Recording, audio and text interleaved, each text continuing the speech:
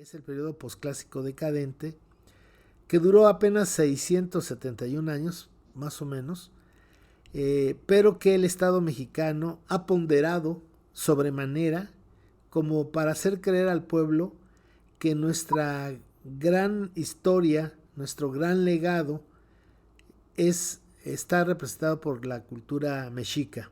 Y eso es totalmente falso. Pero una forma de entender esto que estoy diciendo es que vayamos al Museo Nacional de Antropología e Historia y veremos que la sala principal de ese museo, pues justamente es la sala mexica. Entonces, eso nos habla del discurso del Estado neocolonial criollo eurocéntrico hispanista que pretende hacer creer dos cosas al pueblo. Una, que el legado ancestral de nuestra civilización está representado por los mexicas, que es totalmente falso y totalmente equívoco. Y segundo, que la civilización de la náhuatl desapareció el 13 de agosto de 1521 con la caída de Tenochtitlan. Los mexicas fueron un pueblo que llegaron nómadas, cazadores, recolectores al altiplano central, sin hablar náhuatl, sin leer, sin pintar y leer códices, sin sembrar milpa, sin tejer algodón. Eran bastante básicos, diríamos. Pero eso sí, con una voluntad de poder increíble, porque todas las personas que viven en el planeta, en los desiertos, son personas de una gran fortaleza y un gran carácter, porque si no, el desierto los acaba. Entonces, estos tres periodos, preclásico con los olmecas, clásico con los toltecas y posclásico con los mexicas, van a representar los 9500 años en los que tuvimos la capacidad de ser autosuficientes y nos autodeterminamos a partir de nuestra filosofía, de nuestra historia, de nuestras leyes, de nuestras instituciones. Pero el 13 de agosto de 1521, en una guerra provocada por Malinche, no por Cortés, y que fue ejecutada por Ixtlilxóchitl y sus 300,000 guerreros texcocanos, y no por Hernán Cortés y sus secuaces, comienza el segundo bloque de nuestra historia. Dijimos que el primer bloque es la historia ancestral de la náhuatl, desde la invención de la agricultura a la caída de Tenochtitlan. El segundo bloque va justamente de 1521 a nuestros días, pero se subdivide en dos grandes periodos. Un periodo que se le conoce como colonia, que es el imperio español en el Anáhuac explotando, depredando, y que termina justamente en 1821. Es decir, desde 1521 a 1821. Es el primer periodo que se conoce como colonia española, colonia del el virreinato de la Nueva España. Y en 1821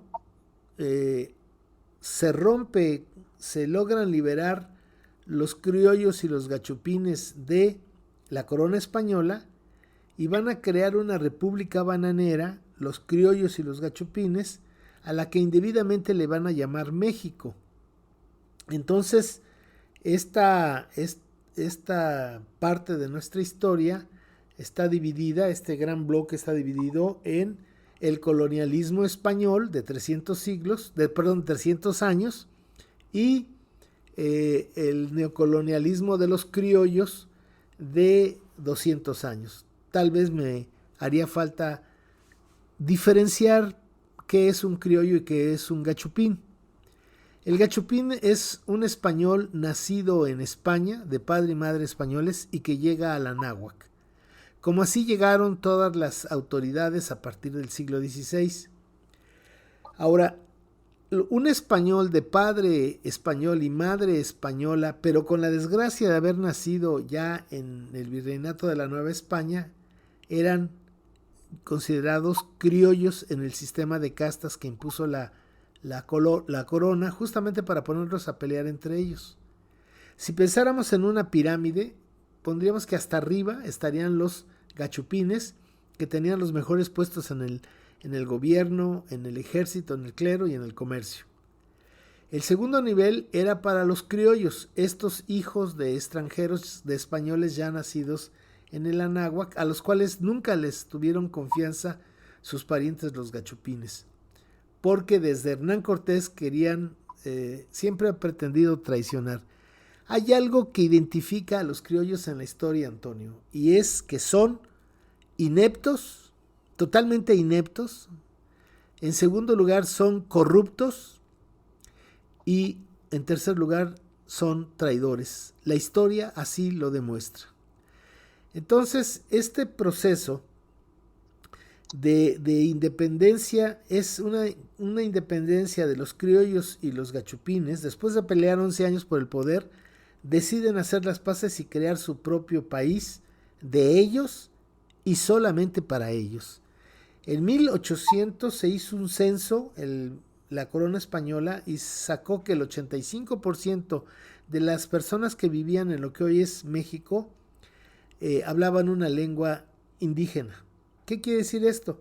Pues que a pesar de los 300 años de colonia, y esto hay que ser muy clarividosos, en estos 300 años de colonia, los gachupines vinieron a robar y a explotar, a depredar, pero no vinieron a exterminar.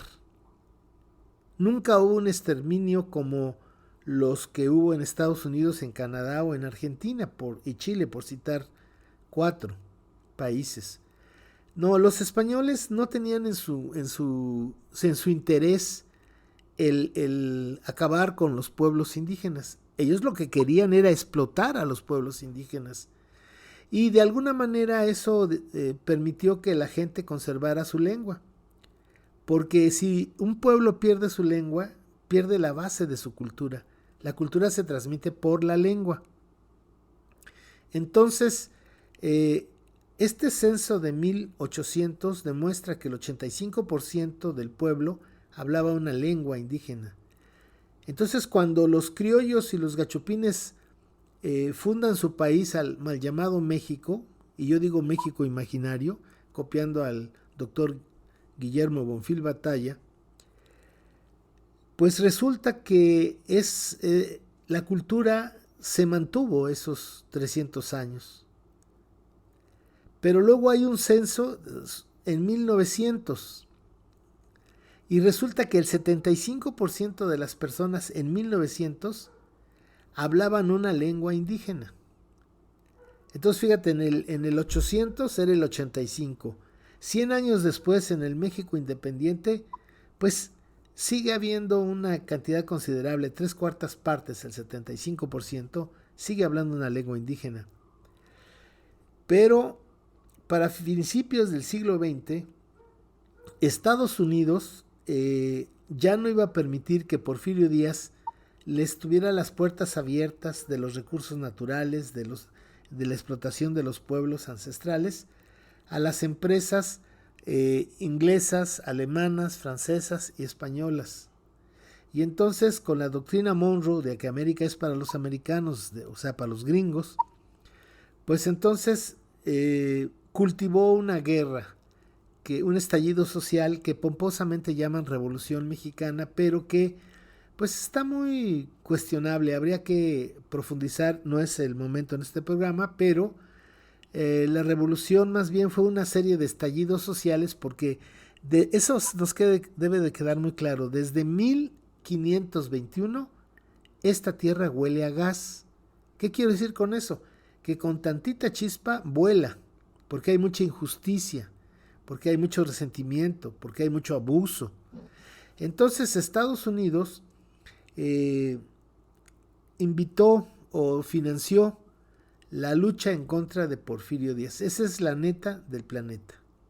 Razones sí había del pueblo, pero desde la llegada de los españoles. O sea, nosotros hoy mismo, los estallidos sociales que hay es justamente por las relaciones de injusticia y exclusión, racismo y clasismo con los cuales se ha creado este país mal llamado México. Pero ¿a dónde quiero llegar con todo esto?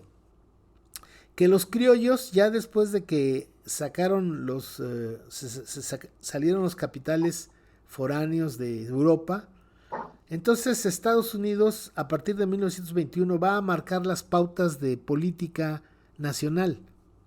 Y los Estados Unidos y Canadá desde principios de 1900, finales de 1800 y principios de 1900, llevaba una política de exterminio, de genocidio contra los pueblos indígenas del norte, de Canadá y de Estados Unidos. Los masacraron, hicieron todo lo posible para que se acabaran, pero ellos se resistieron. A tal punto que los gringos, el ejército de Estados Unidos, los llevó a vivir a campos de concentración, que les llaman reservaciones, pero son campos de concentración.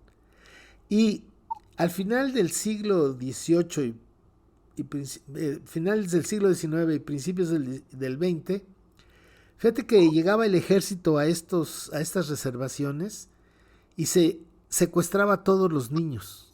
A todos los niños se los llevaban, a la fuerza. Y se los llevaban para unos internados de religiosos, especialmente católicos, donde se les iba a civilizar. Lo primero que hacían era quitarles sus ropas, pelarlos, pelones, hombres y mujeres, y enseñarlos a ser ciudadanos norteamericanos y a hablar inglés, y tenían prohibido hablar sus lenguas. Bueno, como Estados Unidos mandató que aquí se acabaran los pueblos indígenas, que se acabara la cultura indígena, entonces se creó la SEP. Los criollos en 1921 crean la Secretaría de Educación Pública, que manda ejércitos de profesores con secundaria apenas a prohibir que los niños, obligarlos a los niños a ir a la escuela, prohibirles que en la escuela hablaran su lengua madre, tenían permiso de pegarles si no obedecían, y si a pesar de todo eso seguían hablando su lengua madre, les ponían multas a los padres, castigos económicos a los padres, para que forzaran a los niños a hablar la castilla. Entonces, para el año de 2020, el INEGI nos dice que solamente hay un 6% de mal llamados mexicas mexicanos que hablan una lengua ancestral. O sea, con esto fíjate, durante 300 años el 85% hablaba una lengua indígena. De 1900 a 2000, el 75%. Perdón, de 1800 a entrado el siglo XX, el 75%. Y en 100 años, la SEP acabó con las lenguas indígenas. Y al acabar con las lenguas indígenas, es decir, ha puesto en el cadalso las culturas, las lenguas, las tradiciones de los pueblos ancestrales. Y con una política institucional racista y clasista excluyente, la gente, además de dejar de hablar su lengua porque si no serían totalmente discriminados, la gente empezó a disfrazarse de mestizos. ¿Y qué quiere decir ser mestizos? Dejar de hablar la lengua, dejar de ser como han sido durante miles de años y tratarse de igualar con sus opresores. Por eso estos mestizos se convierten en invasores, invadidos invasores, colonizados colonizadores. Entonces el pueblo lo que aprendió es a auto reprimir, a desvalorar, a desconocer nuestra historia ancestral. Entonces, cuando hablamos de la patria, estamos hablando de un país que se creó en 1824, que pretende ser monolingüe, que pretende ser monocultural, o sea, una sola cultura, la cultura mexicana, que pretende que se acaben, que se homogeneice todo, que todo sea igual. Por ahí anda un programa Verbo y Gracia que se llama Pueblos Mágicos, y cuando nombran a un pueblo mágico como tal, ahí se acabó su magia, porque los colores, todo, tienen que ser el mismo estilo todos los pueblos mágicos del país para hacer producto turístico según la Secretaría de Turismo Federal.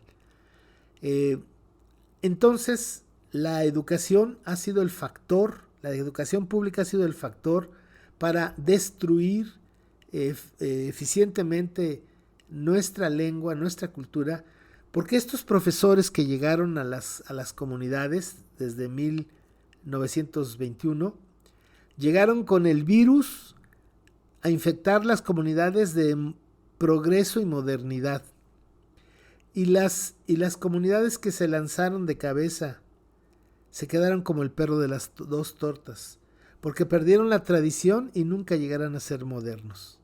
Entonces, esta es la diferencia, porque los pueblos que se han esta es la diferencia. Los pueblos que se han mantenido anahuacas, ellos tienen matria. La matria es el lugar de nuestra madre ancestral, y la patria es el lugar de nuestros padres. Como dije, la patria se creó en 1824 por un puñado de españoles nacidos en España y un puñado de españoles nacidos en el virreinato, que crearon para ellos este país. Y que desde esa época hasta nuestros días, Antonio, este país es un país racista, clasista, es que excluye a los pueblos, a las personas que tienen una cultura ancestral indígena. Y no nos deja mentir Oxfam, esta institución que se dedica a investigar la pobreza a nivel mundial, donde dice que 357 familias en México poseen la mayor parte de la riqueza del país, que el 60% de los mal llamados mexicanos viven en la pobreza, y que 20 millones viven en la pobreza extrema. O sea, no saben si ese día va a comer o va a cenar, porque son tan pobres.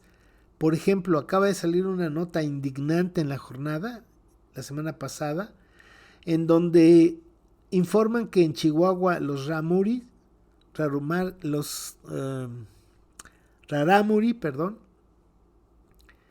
en el año se les murieron 16 niños de hambre.